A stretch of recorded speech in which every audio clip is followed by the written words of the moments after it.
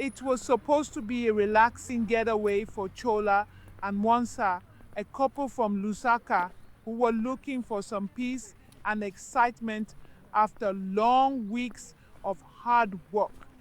They had chosen a small town called Blattle Bright, famous for its scenic views and charming streets.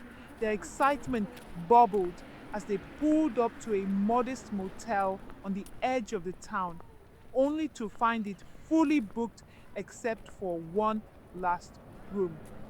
Thinking they were lucky, they took it without hesitation. The first night, after a night of laughter and drinking, they stumbled back into their room, collapsing onto the bed. Just as their bodies melted into sleep, Mwansa felt a strange tug at his arm. Chola stared as she felt it too, as though invisible hands were pulling at them, urging them off the bed. They laughed it off, blaming it on the alcohol, and went back to sleep. The second night was no different. A few too many drinks at the local tavern, and the same eerie pulling sensation greeted them when they returned. This time, Chola joked nervously, "Maybe the spirits here don't like visitors." They both laughed, trying to shake off the growing unease. By the third night, they had decided to stay sober. Their plan was to get to bed early so they could leave the next morning without a hangover. After some quiet pillow talk and a few episodes of their favorite K-drama, they settled in, but something felt off.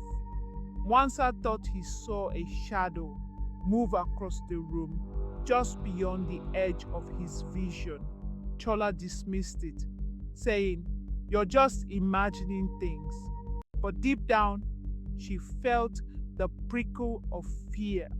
Determined to shake off the fear, they placed a Bible on the nightstand and said a prayer. Mwansa drifted off to sleep, but Chola lay awake, the silence of the room pressing in on her. As she turned to adjust her sleeping position, her blood froze.